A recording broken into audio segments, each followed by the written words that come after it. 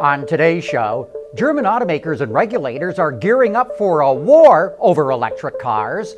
Ford wants your car to steer clear of any accident. And did you know that Bob Lutz is a fanatic for making model cars and planes? All that and more coming right up on Autoline Daily.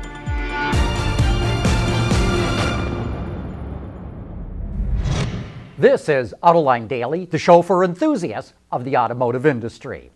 There's a big battle brewing between German automakers and the German government, and it all has to do with electric cars. Germany's Ministry for the Environment wants to establish specific quotas for how many electric cars that automakers have to sell in the country. Specifically, 8% of their sales would have to be EVs by 2018, 10% by 2019, and 12% by 2020. There's also a credit scheme, so those who miss the targets can buy credits. For now. Actually, this is the law that China wants to establish, and the German Environmental Ministry wants to copy it. Needless to say, German automakers are not pleased with this talk. BMW sells the most plug-ins and electrics of any German automaker. So far this year, they account for less than 0.5% of its sales in Germany. That means BMW would have to increase those sales 18-fold in the next 2 years and keep on increasing them after that. Yesterday, BMW warned investors that its profit margins are dropping in part because of all the money it's investing to develop electric cars and plug-ins. Meanwhile, the U.S. government is going to build charging stations for electric cars that will create 48 corridors that will cover 25,000 miles and run through 35 states. The Obama administration is moving to implement the program, which is part of a congressional mandate from an infrastructure bill that was enacted last year. So here's my Autoline insight on all this. When the German and the Chinese and the American governments start pushing heavily for electric cars and a supporting infrastructure, you know what's going to happen. Now, personally, I think these sales quotas are insane and will prove almost impossible to meet, even with the credit scheme. It's not the goals that are the problem, it's the timeline. And government regulators better beware that they could seriously damage the automotive industry by pushing too far, too fast. Still to come, Ford wants your car to automatically steer clear if it sees a crash coming. Autoline Daily is brought to you by Bridgestone Tires, your journey, our passion. Dow Automotive Systems, advanced materials that deliver better results. And by Lear, a global leader in automotive seating and electrical systems. Yesterday we showed you lighting technology that Ford's developing, but the automaker is also working to help drivers avoid collisions. It's aiming to come out with what it calls evasive steering assist. The system uses radar and a camera to figure out if a crash might happen. It will provide a warning in the instrument cluster and can apply the brakes. But if the driver decides to steer around the object, the system will kick in and provide steering assist. The system will deactivate if or when the driver turns in the opposite direction, so they're not fighting against it. In future versions, Ford wants the technology to give input on which way to swerve based on available space. Ford also hopes to have evasive steering out in the next couple of years. We all know that Bob Lutz was a Marine Corps fighter pilot and that he played major executive roles at General Motors, BMW, Ford, and Chrysler. But did you know he's an avid model maker? He especially likes to make models of World War II fighter aircraft. So when he wanted to make a model of his VLF Destino, he had to get a little creative. Here he is explaining a little bit about his model car.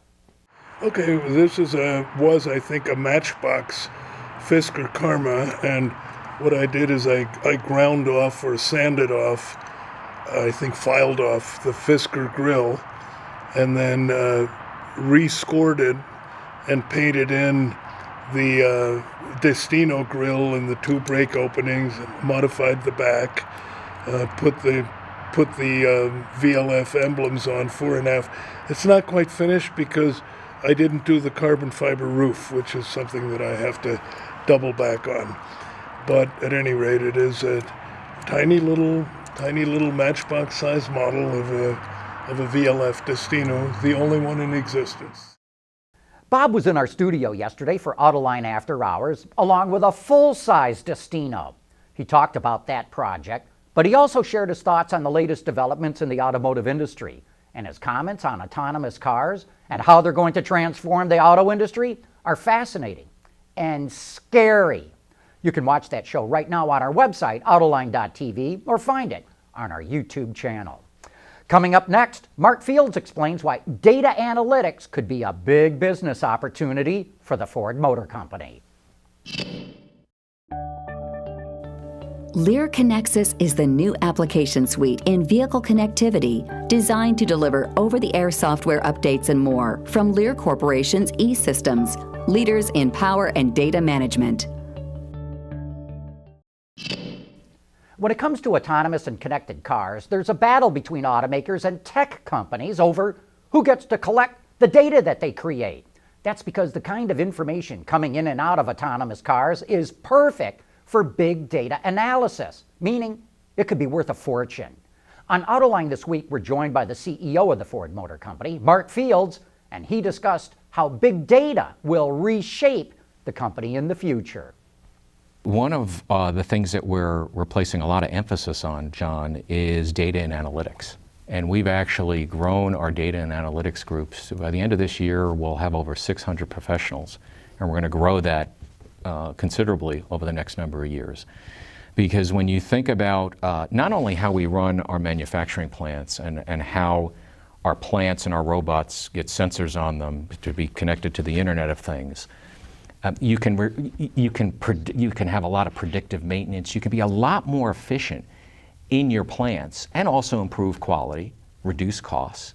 But then when you think about as our vehicles become part of the Internet of Things, as we expand modems in all of our vehicles, and as customers choose and opt in to share that data with us, that opens up a huge opportunity to satisfy customers in new ways, and also at the same time create new businesses. And that's why I think when I joined this industry over 27 years ago, we were a manufacturing company.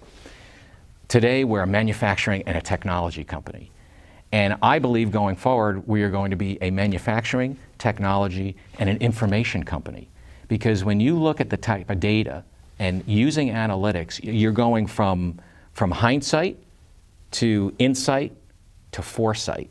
And that foresight, where you can not only predict what's going on in your operations, but foresight on how to satisfy customers better before they even know it, I think is a huge opportunity for us as a business. Mark Fields shares a lot more great insight into the Ford Motor Company in that show, and you can watch it right now on our YouTube channel or at autoline.tv. And that wraps up today's report. Thanks for watching. Have a great weekend, and we will be right back here again on Monday.